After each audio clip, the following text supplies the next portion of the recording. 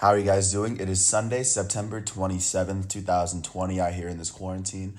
I'm James Sims, and for this episode of The Elite, I'm going to take you through the elite players and the elite performances of yesterday's games from Saturday, September 26th. And just right before actually, no, I'm going to get right into it. So I'm going to start with yesterday's Game 5 and the NBA Western Conference Finals last night between the third seed Denver Nuggets and the top seed Los Angeles Lakers. And I guess some context going into this game.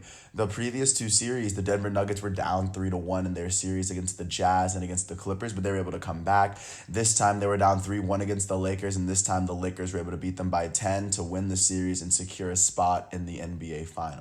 I'm looking at how the Nuggets performed in their very last game of the 2020 NBA season. Their point guard, Monte Morris, would finish with 10 points and 7 rebounds in 28 minutes played. Their young forward, Michael Porter Jr., in his last game for the Nuggets this year, would finish with 10 points and a couple of rebounds, shooting 4 for 7 from the field, and a couple of good baskets.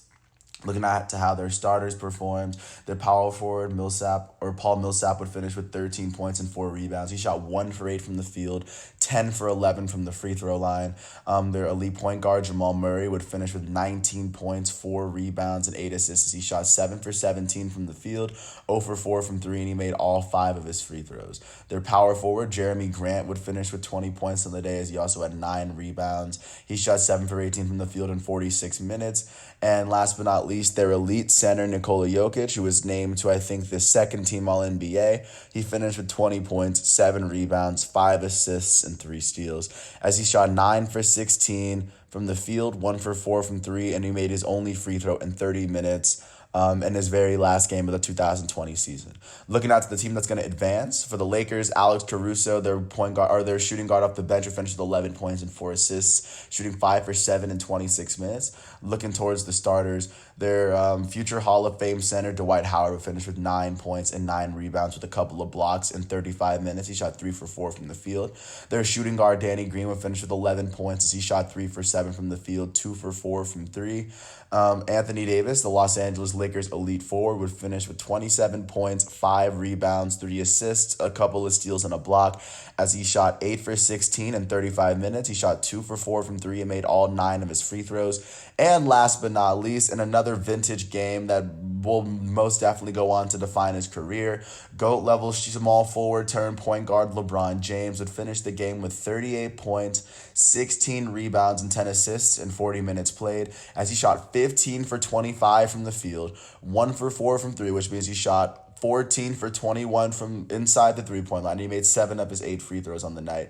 He had a lot of big shots down the stretch, especially, and I thought his dagger 3 against the Nuggets with about 2 minutes left in the fourth quarter really put it away. And with that said, only 3 teams are remaining in the NBA. The Los Angeles Lakers are the only team from the West that are remaining. After finishing with the best record, they're the only team that remains. And on the other side, there are 2 teams that remain in the East as of right now, and they're going to face off at 7:30 tonight as the 3rd seed Boston Celtics are going to play against the 5th seed Miami Heat, and the Miami Heat are leading this series 3-2 as we go into Game 6. The Boston Celtics were able to keep themselves alive, but considering the Heat have one more game to win, and the Boston Celtics have 2, so that's going to be a very interesting game tonight to see if the Miami Heat are going to clinch a spot in the NBA Finals as a 5th seed, or if the Boston Celtics can keep this game alive, can keep this series alive and go to a Game 7. And also, yesterday was Saturday. I'm gonna take you through college football scores just to show you what that's been going on. Just take you down the rankings. Number 2, Alabama was able to beat Missouri 38-19 as Najee Harris would finish with 98 yards and 3 carries on the ground, and Mac Jones would throw for almost 300 yards through the air and 2 touchdowns against Missouri. Also, number 3, Oklahoma was upset by Kansas State after getting outscored 17-0 in the fourth quarter. Spencer Rattler would lead the way for Oklahoma with 387 yards, but Kansas City, big win for them for them to pull it back, and now Oklahoma is sitting at 1-1 in the Big 12. They're 0-1 against Big 12 competition. Number 4, Georgia was able to completely destroy Arkansas, beating them 37-10. Stetson Bennett would finish with 211 passing yards on the day. Just good, and he had 2 touchdowns. but just a great all-around performance from the Dogs. They're now 1-0 in SEC competition.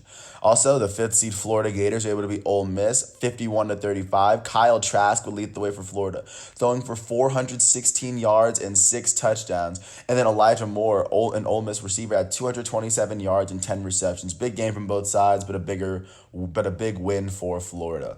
Also, the sixth seed defending national champs, the LSU Tigers, they lost by 10 yesterday to Mississippi State. They lost 44-34. KJ Costello would lead the way, throwing for 623 yards. That's a record. And he also threw for 5 touchdowns. I thought he probably had the best overall performance of yesterday. Eighth seed Auburn was able to beat 23rd seed Kentucky as Terry Wilson led Kentucky with 239 yards. But Seth Williams would have 122 receiving yards for Auburn. Just big win for Auburn, as Kentucky was kind of in this game for up until the last quarter.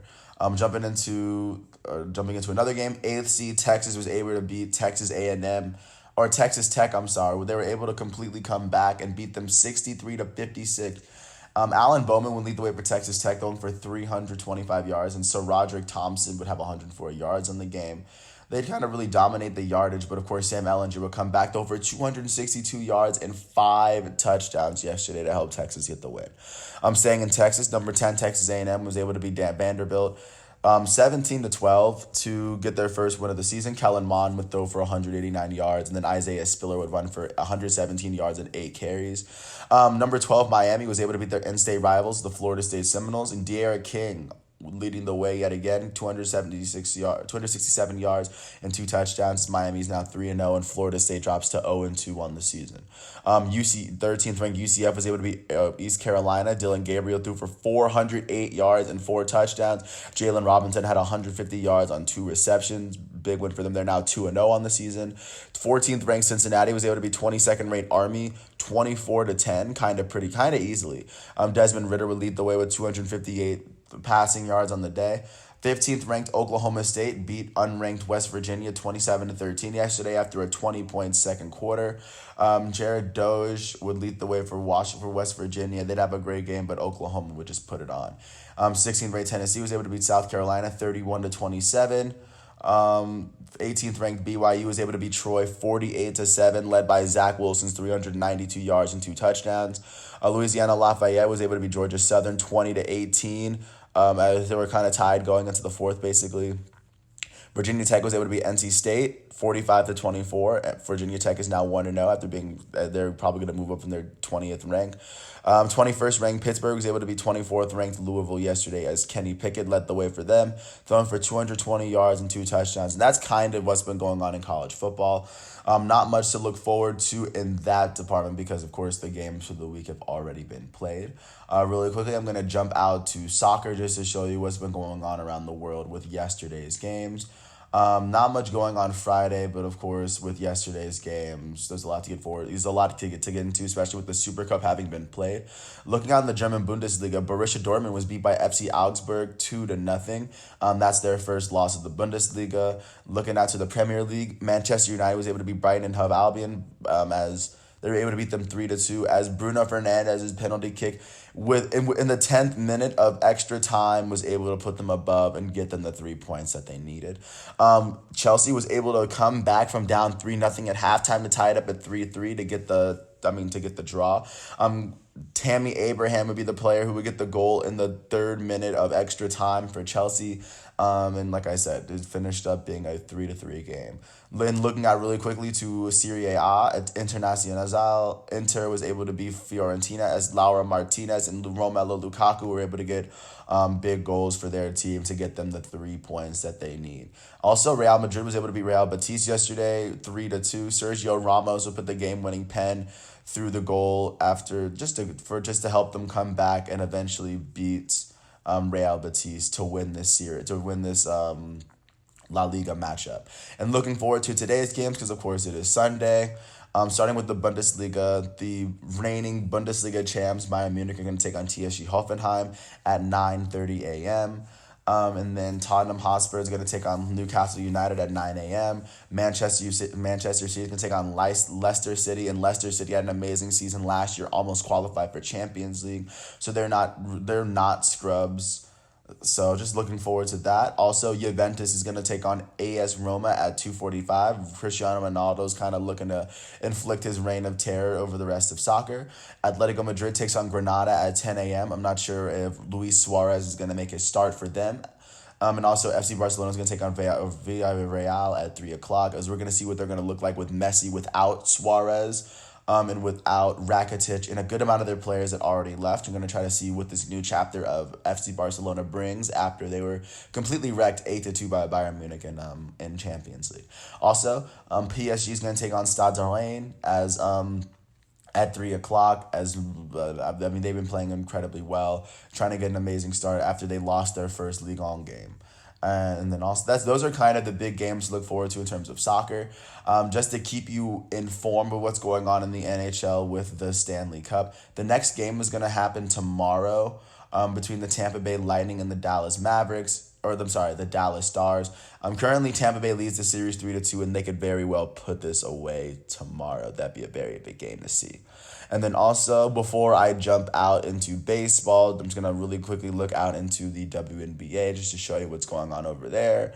And looking out to today, it'll be Game 4 of the WNBA semifinals between the Las Vegas Aces and the Connecticut Sun.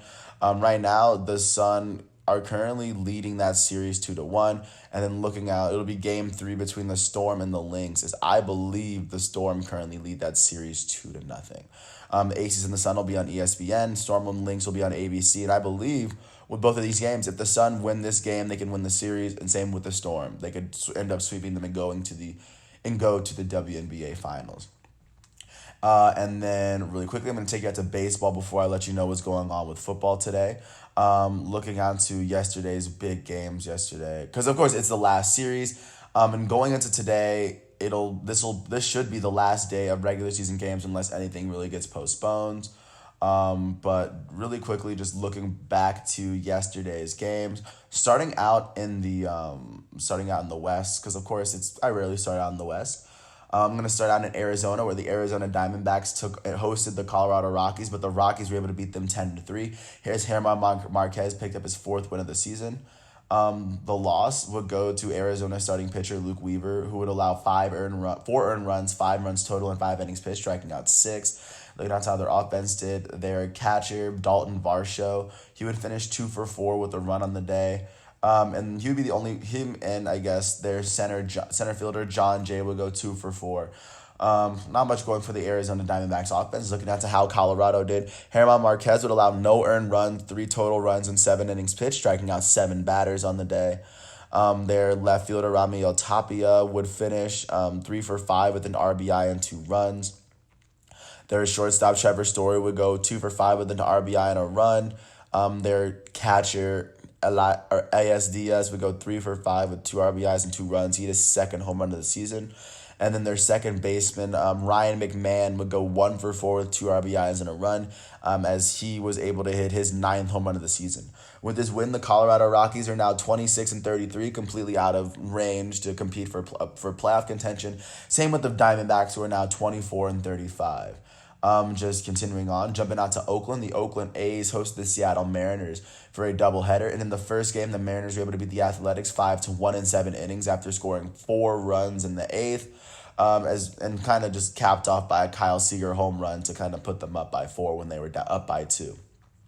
Looking out to Oakland, their starting pitcher would be Mike Minor. He wouldn't get a decision as he allowed 1 earned run in 5 innings pitched, striking out 7 batters. Looking at how they did offensively, their left fielder Mark Canha would go 2 for 2 with a run on the day. He'd have the only run of the day. Their first baseman Matt Olson would go 2 for 3. They had 6 hits on the day. They were only able to bring 1 run home. Looking at the Seattle, Justice Sheffield would get the start as he pitched 5 innings, allowing 1 earned run and 1 strikeout. Their shortstop J.P. Crawford would go 3 for 4 with 2 RBIs and a run on the day. And then their left fielder Braden Bishop would go 2 for 2 with a run on the day. Really continuing on, jumping into the second game of this matchup, the Seattle Mariners were able to take game 2 of this series, beating the Athletics 12-3. The win would, of course, go to their starting pitcher, Justin Dunn, who would allow 3 earned runs in 5 innings pitched, striking out 2, as it would be a bullpen game for the Oakland A's. Looking out to how the Oakland offense fared, their right fielder, Robbie Grossman, will go 3 for 4 with 2 RBIs and 2 runs, as he hit 2 home runs in the game. He now has 8 on the season. But jumping out to Seattle, in addition to looking at to how Justin Dunn pitched for them, their shortstop J.P. Crawford would go 2 for 4 with 2 RBIs in a run. He hit his seventh double of the season. Their designated hitter Kyle Seager would go 1 for 3 with an RBI and 2 runs. He hit his ninth home run of the season. Their left fielder Tim Lopes would go 2 for 4 with 2 RBIs and 2 runs. He had a pretty big game. Their first baseman, Evan White, would go 3 for 4 with 2 RBIs and 2 runs. He had his eighth home run of the season for them. And then their second baseman, D Strange Gordon, will go 2 for 3 with 2 RBIs and 2 runs. As he had a pretty big game as well. With both of these wins, the Seattle Mariners are now 27-32, and with both of these losses, the Oakland A's are now 35-24 on the West. They still won their division, but I imagine it might do something for their seeding, especially while they're competing with AL Central teams. Jumping out to Dallas, the Texas Rangers hosted the Houston Astros and were able to beat them 6-1, scoring all 6 of their runs in the 6th and 7th inning, scoring 5 of them in the 7th. B-Lock would pick up the loss for the Houston Astros. No one pitched more than 4 innings. Kyle Gibson would get the start for the Rangers. He would get no decision, but he would allow no earned runs in 6 innings pitched, striking out 4 batters against the roster that's won a World Series. So that's pretty impressive. Looking at how Houston did, their elite second baseman, Jose Altuve, would go 0-for-4 on the day.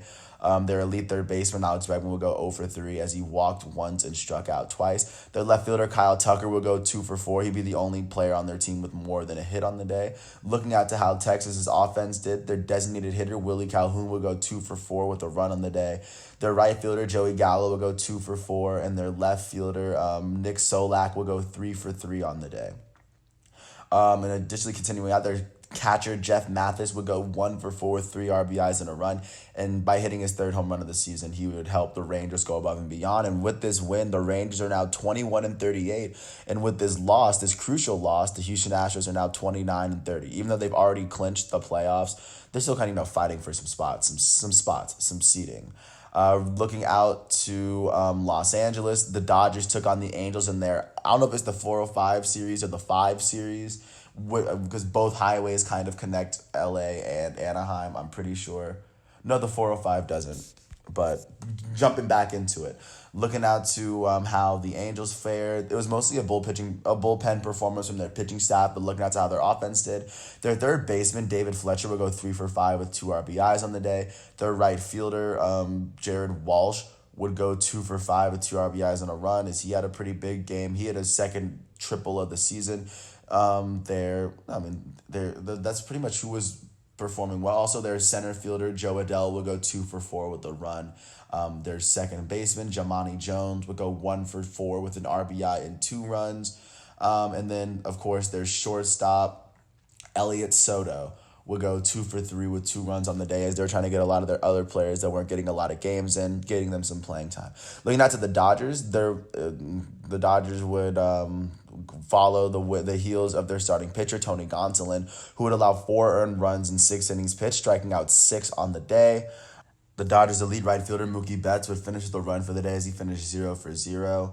And their catcher, Will Smith, would go 2-for-3 as he finished with 2 RBIs and 2 runs. He hit his 8th home run of the season. Also continuing on, their elite first baseman, Cody Bellinger, would go 1-for-3 with an RBI in the day. And their left fielder, Jock Peterson, would go 1-for-4 with 3 RBIs and a run as he hit his 7th home run of the season.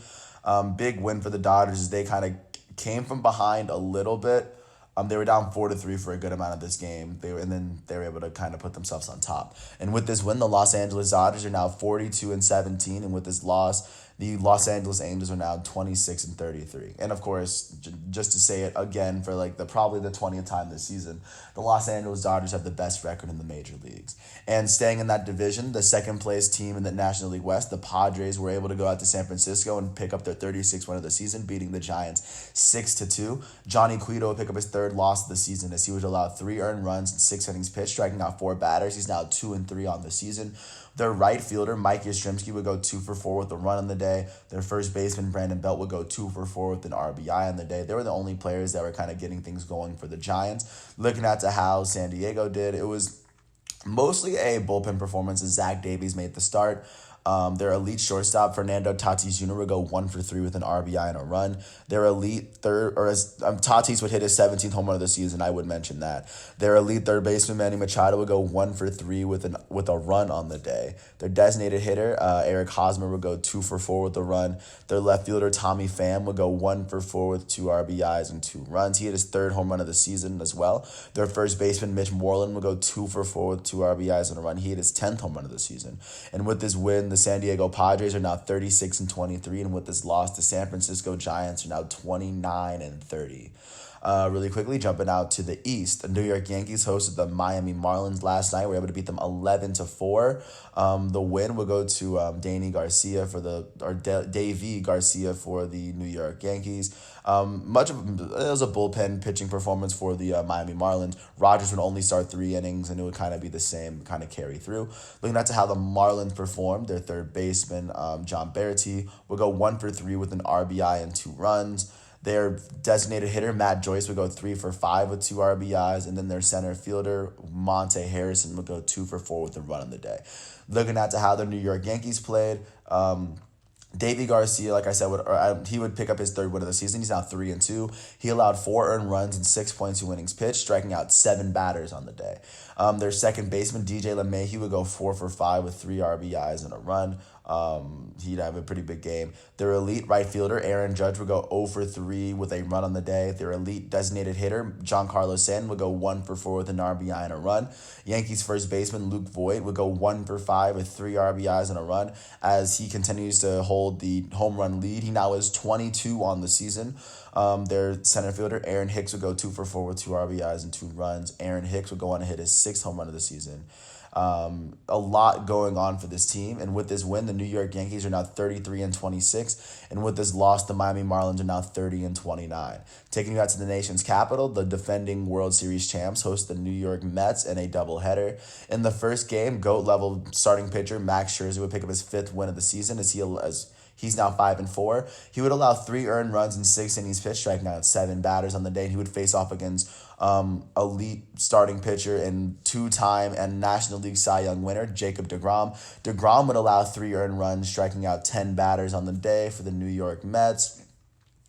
And just looking at how their offense did, their center fielder, Brandon Nimmo, would go 2 for 4 on the day. Their future Hall of Fame second baseman, Robinson Cano, would go 1 for 3. Their elite first baseman, Pete Alonso, would go 1 for 2 with a walk on the day. And then their catcher, Wilson Ramos, would go 1 for 3 with 2 RBIs and a run, hitting his 5th home run of the season. Looking at how the Nationals offense fared, their left fielder, Andrew Stevenson, would go 2 for 3 with 2 RBIs and 2 runs. He would hit 2 home runs. He would hit his first 2 home runs of the season yesterday as well. Big game for him. Their elite right fielder, Juan Soto, would go 0 for 2 with a walk on the day. Their first baseman, Brock Holt, would go 1 for 2 with 2 runs on the day. Their catcher, Yan Gomes, would go 3 for 3. And with this win, the Washington Nationals are now they carried this momentum into the second game where they would win 5-3. Led by Anibal Sanchez's 5 innings pitched, 3 earned runs to get both wins over the New York Mets. For the Mets, it would be Porcello who picked up the loss in 3 innings pitched. And just looking at how they did. Their future Hall of Fame designated hitter, Robinson Cano, would go 2 for 3 with a run on the day. Their elite first baseman, Pete Alonso, would go 2 for 2 with 2 RBIs and a run. He hit his 14th home run of the season in the second game of this doubleheader. And looking at how Washington did in this game, their shortstop, Trey Turner, would go 2 for 4 with an RBI and a run. He was the only player to hit a home run for the Nationals. He hit his 11th of the season. Their elite right fielder, Juan Soto, would finish 1 for 3 with a run as he had 1 hit yesterday. Continuing on, their catcher, Kurt Suzuki, would go 2 for 2 with an RBI and a run. And then their third baseman, Josh Harrison, would go 2 for 3 with an RBI. With both of these wins, the Washington Nationals are now 25-34 on the season, as the New York Mets are now 26-33.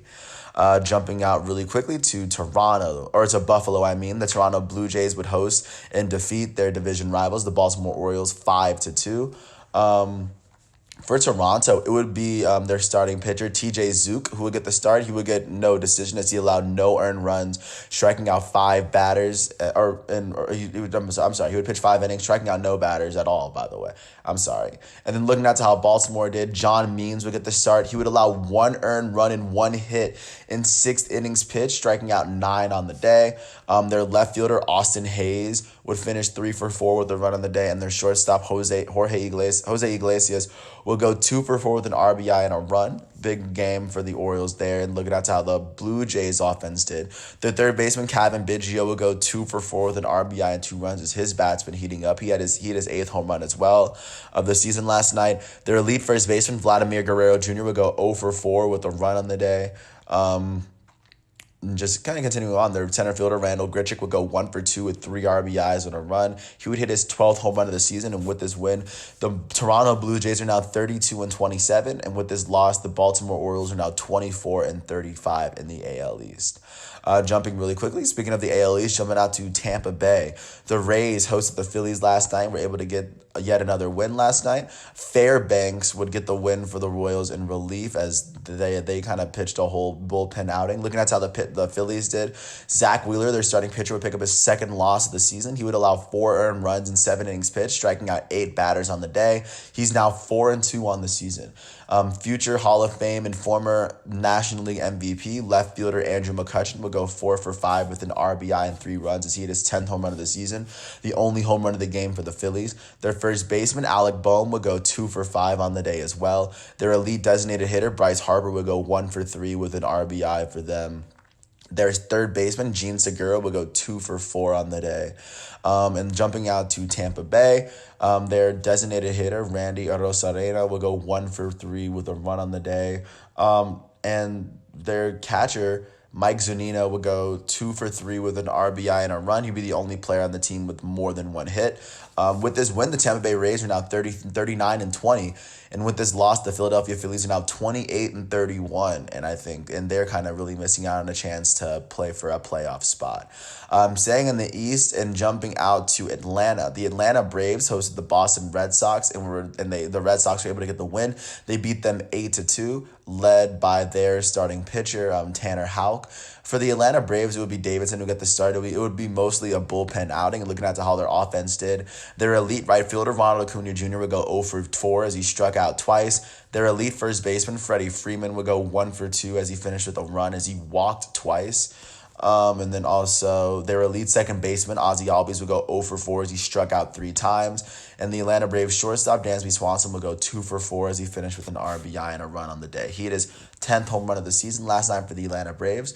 But looking at how Tanner Houck did, he would allow 1 earned run, striking out 6 batters in 10 innings pitched for the Boston Red Sox. He's now 3-0 on the season.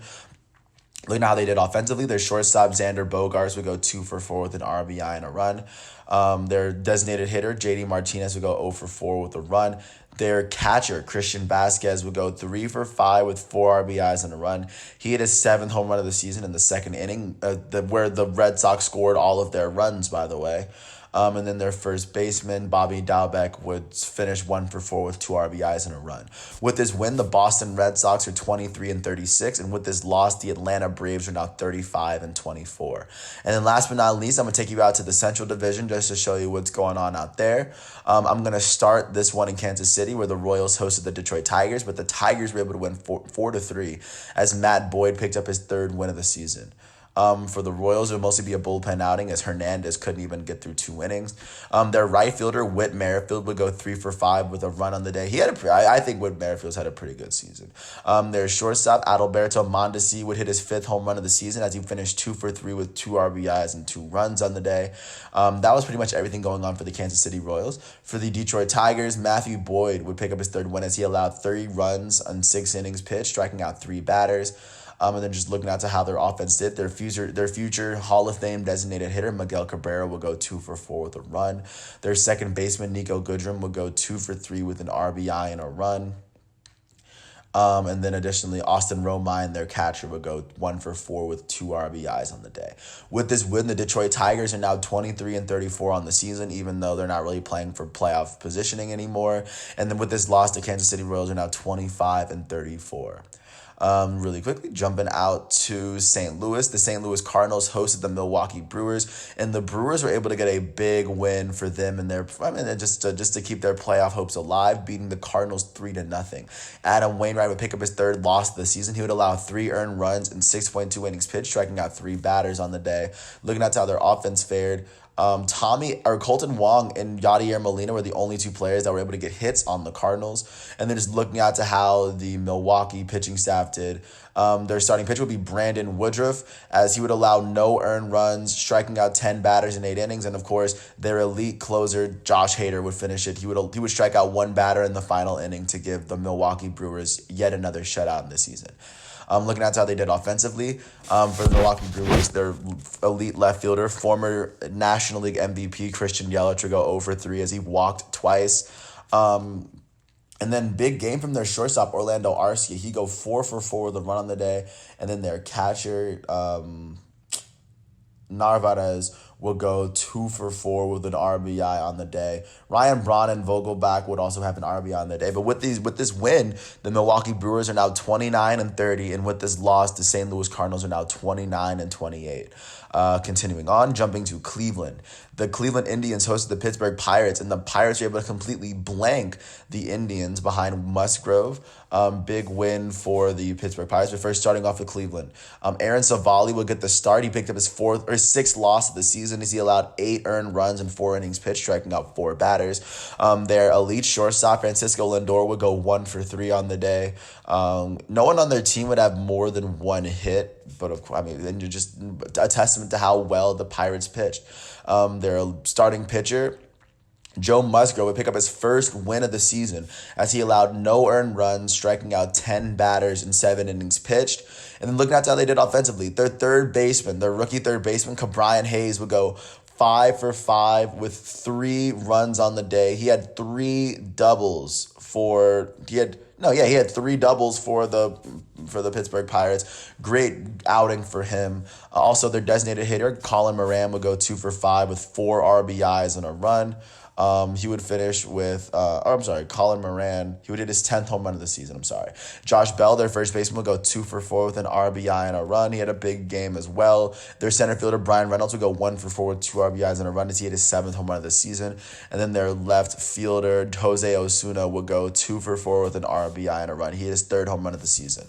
With this win, the Pittsburgh Pirates are now 19-40. And with this loss, the Cincinnati Reds are now 34-28. Jumping out to Minnesota, La Bomba squad hosted the Cincinnati Reds and were able to beat them 7-3 at home. Pineda would get the start for Minnesota as Castillo would pick up his 6th loss for the Cincinnati Reds. Castillo would allow 4 earned runs in 4 innings pitched, striking out 4 batters. Their left fielder, Shogo Akiyama, would go 2-for-3 with a run. Their first baseman and possible future Hall of Famer Joey Votto will go 2-for-4 on the day as well. Looking out to how Minnesota fared, their right fielder Max Kepler would finish 2-for-3 with 3 runs on the day. Also, their second baseman, Luis Arraez, would finish 4-for-4 with 3 RBIs and 2 runs. Arraez would hit 3 doubles on the day. He'd have a pretty big game as well. And with this win, the Minnesota Twins are now 36-23. And with this loss, the Cincinnati Reds are now 30-29. Jumping out to Chicago, the Chicago White Sox hosted the Chicago Cubs, were able to beat them 9-5. This win would go to Chicago relief pitcher Matt Foster. John Lester would pick up his 3rd loss for the Chicago Cubs. He wouldn't even pitch 4 innings, and neither team would have a pitcher that really lasted incredibly long. But taking out to the Cubs offense, starting with their elite third baseman, Chris Bryant. He would go 2-for-4 with 4 RBIs and 2 runs. He had his 3rd home run of the season last night. And their elite shortstop, Javi Baez, would go 1-for-3 last night. Looking at how the White Sox fared, their third baseman, Yoan Moncada, would finish 2-for-4 with 3 RBIs and 2 runs. He hit his 6th home run of the season for them. Their first baseman, Jose Abreu, would finish 2-for-5 with 3 RBIs on the night. Their catcher, James McCann, would go 2-for-2 with an RBI and 2 runs as he walked twice. He also hit his 7th home run of the season. And then last but not least, their second baseman, Nick Madrigal, will go 2 for 3 with an RBI and 2 runs. And also their center fielder, Luis Robert, will go 1 for 3 with 2 runs on the day. With this win, the Chicago White Sox are now 35-24. And with this loss, the Chicago Cubs are now 33-26.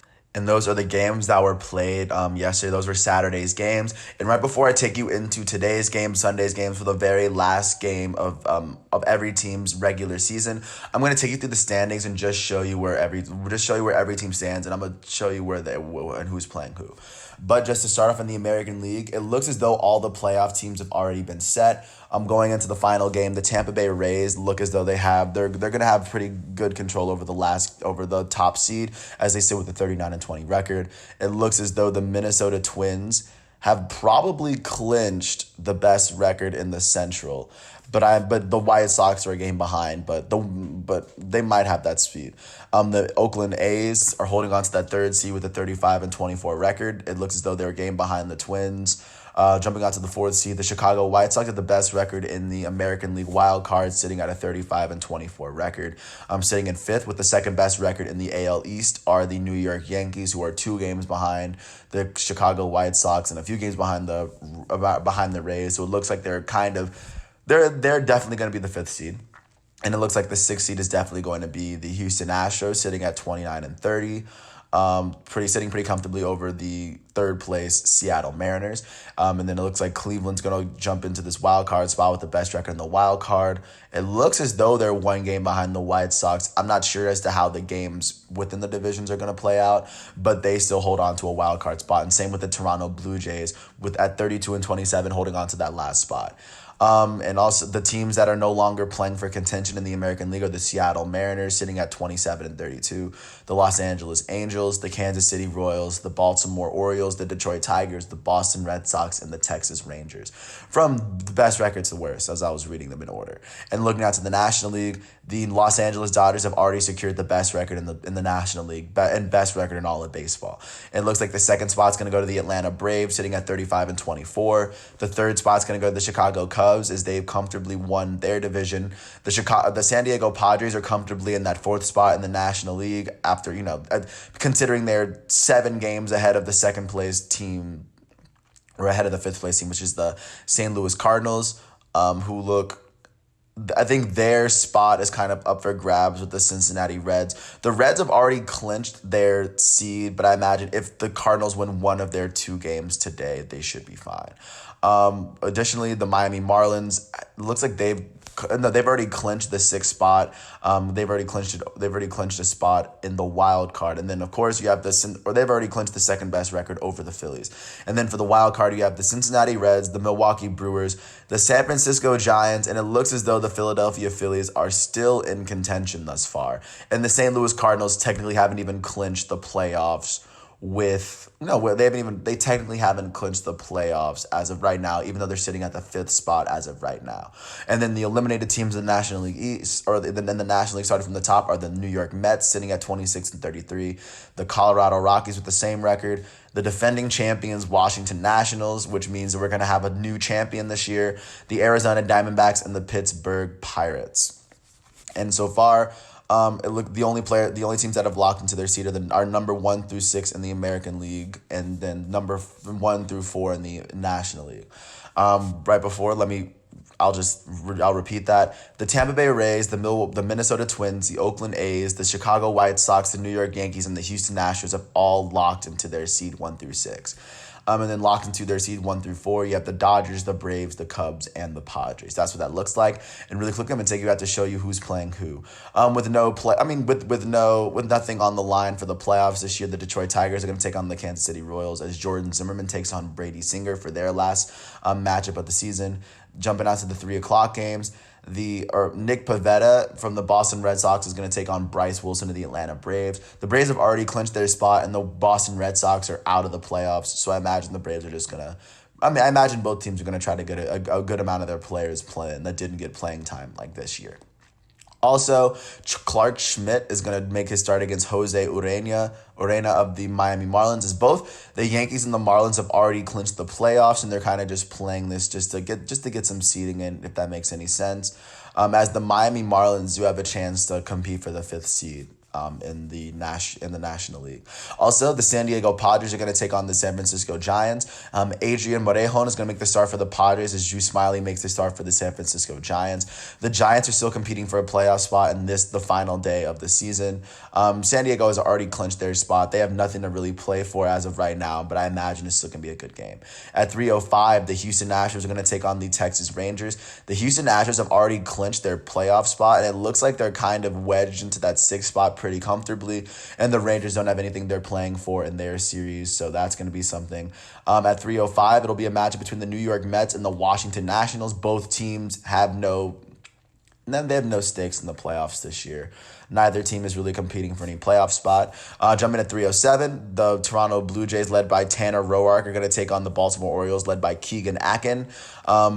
The Orioles are officially out of playoff contention, and the Blue Jays, I believe, are comfortably in that wild card spot. I don't know if they can really compete for the 7th seed, but no, I mean, I don't know if there's much more they can do, but it's going to be a pretty big game for them. Also at 3:10, the Arizona Diamondbacks take on the Colorado Rockies. Kyle Freeland's going to take on Madison Bumgarner. That they're going to face off at Chase Field. Neither team is really kind of competing for a playoff spot as well. At 3:10, in the final game of the season for both the Cubs and the White Sox, are going to face off against each other in their city. I think that's going to be a really big game that a lot of people are going to watch. Even though neither team is really the Cubs don't have a lot that they're riding on, but the Chicago White Sox are still fighting for positioning as they are one game behind the Minnesota Twins. Also, the Pittsburgh Pirates are going to take on the Cleveland Indians at 3:10 as JT Brubaker takes on Cal Quantrill. The Cleveland Indians are sitting in the 7th spot in the American League Central, so I imagine. I'm not sure if a win would really do anything for them as of right now, but still a win would go a long way. At 3:10, the Los Angeles Angels are going to take on the Los Angeles Dodgers. Neither team really has anything to play for. The Angels are already eliminated from playoff contention, and the Los Angeles Dodgers have already clinched the best record in the major leagues. At 3:10, the Minnesota Twins take on the Cincinnati Reds. And I think the Cincinnati Reds they have a playoff spot to play for. And the Minnesota Twins, they might have clinched their division, but I think another win here would secure their 2nd spot in the American League. At 3:10, Frankie Montas and the Oakland A's are going to take on Marco Gonzalez and the Seattle Mariners.